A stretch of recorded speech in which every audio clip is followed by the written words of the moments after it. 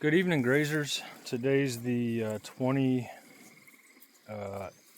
of May, 2025 here in southern Missouri, and wanted to just do a quick video. I say quick, to show you what the cows are grazing right now. So I'm going to turn this around here in just a second, but the cows are on a mixed grass. Annuals, there's triticale in here, and there's plenty of red clover in here.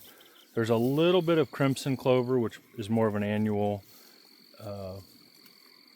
clover, and then there's hairy vetch in here as well that was planted, and so they're certainly getting plenty to eat here. It's the next section that they're going over into, and I'll step over the fence here real quick. You can see there's fescue in here, that's pretty obvious, and then lots of plantain down inside there. You can see the red clover everywhere, and the red clover is actually, some of it's getting closer to going to seed. It's been flowering for a while. You can see right there some of it's starting to dry out, and then there's some white clover in there too. The cows did escape the other day. We had a storm, and I think a limb fell on the fence and they got out, and so they kind of trampled all across here just a little bit overnight. So the next morning when I got ready to go to church, I noticed them out here.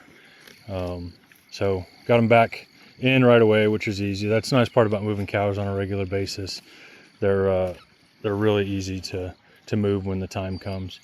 One thing I'm really noticing right now is probably how poor my genetics are, if I'm just being transparent and honest. You know, this is the time of year where some of these cows start shedding their hair coat, and some of them have completely slicked off, I mean almost right away, and then you have others that haven't even begun, it seems like. And so cows will always start to slick off from the front to the back and from the top down. And so you can see, you know, on this one right here, one with the pink ear tag there, number 63, just how she looks black or in the front, and her winter hair coat hasn't came off yet. And then here's another one, long hair coat. Get over here, and this one, you know, all these cows need some condition put on them for sure. We're on some good forage, so they should really start packing on here pretty soon. But this cow's starting to slick up a little bit. This cow, she's got a calf on her side, as you can see, last year fall calving, and she's actually 12 years old. And this is her 9th calf in a row. When I got her, she was 2.5 and getting ready to calve. And so, but again, she's 12, and I've noticed the last couple years she started to go downhill for sure. But like I said, she's got a great she's done great. She was one of the first cows I bought. And then, you know, just going through here, this is another one. This is another 12-year-old cow. She's always had a calf every year, but her hair coat isn't nearly as good as that one, which is number 4, even though she doesn't have an ear tag in. So like I said, it's just one of those things that, as I'm learning more about cows through Total Grazing program, and just really listening to more experts out there. I've been listening to a lot of Steve Campbell videos lately, and so yeah, once you know better, I guess do better. That's what I like to say. So I know the bull that I have right now is extremely slick hided, and has a great hair coat, slicked off.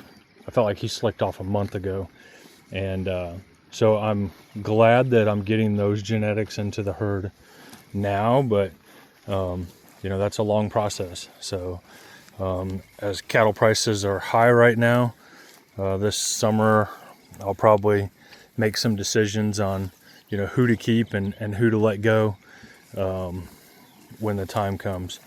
And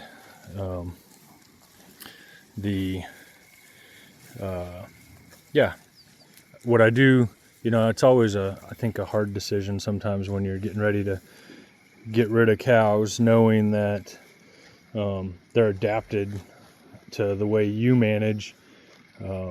As you can see, I can walk through the herd super easily. Cows, calves, everything. I think there's 82 here, and they're so used to moving every day and being around people, or being around me at least, that they don't get startled, they don't get frightened. If they're not paying attention, you walk up behind them, they might jump a little bit, but the rest of the time they really are not bothered by you. Another thing I'll point out is, you can see the sun's starting to go down, but right up here, these are the tree swallow houses. I've mentioned previously there's 125 of them, I think, across the farm now. That was a project that Dad actually did. He made almost all of the tree swallow houses. We started it together, and then he had just retired, and he volunteered to do that, and it's been really nice.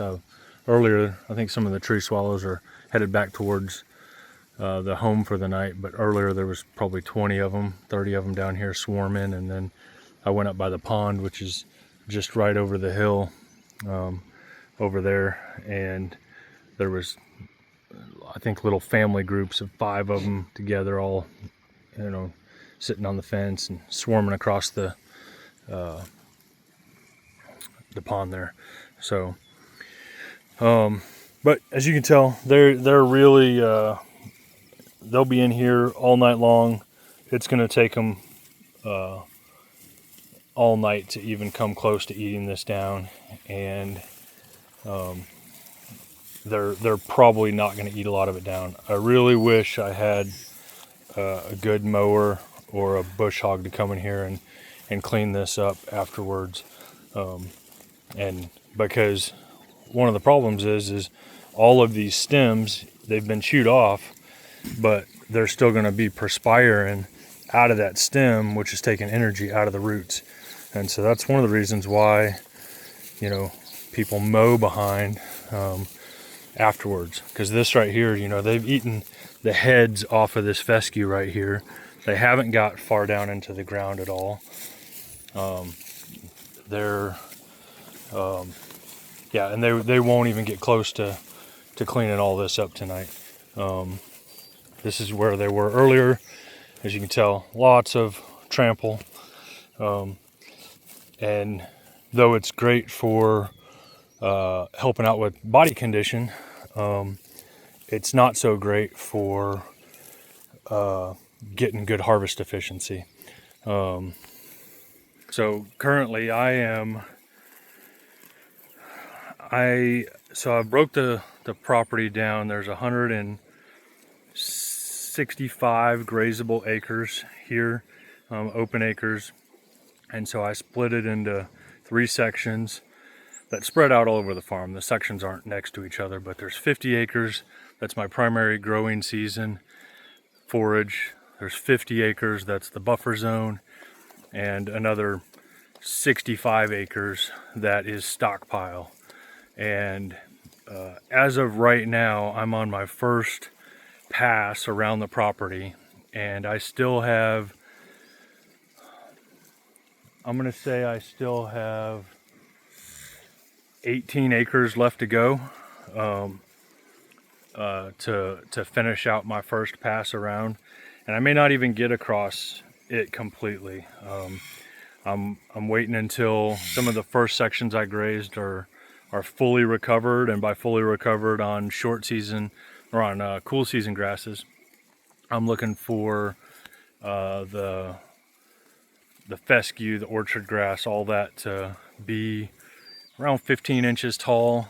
Should be bent over grass should be bent over, the blade should be bent over and just about touching the ground again. So at least 15 inches tall is what I'm going to say is fully recovered grass, and so I don't want it to get probably past 24 inches, and then take the cows in there and start over again. So regardless of how far I've advanced on my rotation around, once those first sections are fully recovered, I'm moving the cows to there. That's going to give me the opportunity to just graze the best forage I can during the growing season, and then just continue to stockpile as time permits. So, or as the summer goes by, and you know, as summer comes up, who knows? We could hit a drought, and that's what the buffer zone is for. So, regardless, you know, if the forage gets low, we'll continue to graze in that, you know, first section, wherever that's at on the farm, and then we will jump, you know, clear to the other side of the farm if we need to, and we'll keep cleaning up grass that is recovered. And then once, you know, we get to a point where the grass is no longer recovered, that we've already grazed this year, then we'll jump back into wherever we stopped at on our rotation. We're going to go to the best forage within that 50-acre buffer zone, and that's where we're going to graze at. So, yeah, that's the plan. It's beautiful here in southern Missouri. I listened to the weather earlier. We're supposed to get up to 1 inch of rain tomorrow, and for April and May, we are already at 20 inches this year. So we are above average on rainfall. You can tell. I'll show you. Got some. This is a ditch, right? You can see. I mean, just from the weekend, we got 2 inches over the weekend, and the ground is definitely wet. So we are. So it can turn off anytime. You know, that's one of the things here in southern Missouri. We hear a lot of people say at any given time you're 2 weeks away from a drought, and you know, with our soils here, we do not have high organic matter soils for sure, and it's pretty rocky ground here. You know, you can walk across this field, and even though this is a bottom field that's along the creek, there's plenty of places in this field you can step your post in, and it'll just it'll hit rock. You got to keep stabbing around. So that's the way this is, but you know, it should be pretty good with what we're looking at. But you can see, you know, that looks, you know, just fine. There's a little more.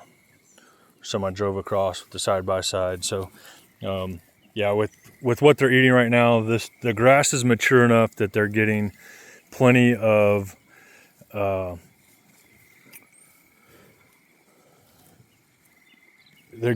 protein and fiber all mixed together with the right balance, and so they should be getting everything they need. So anyway, I'm gonna stop talking.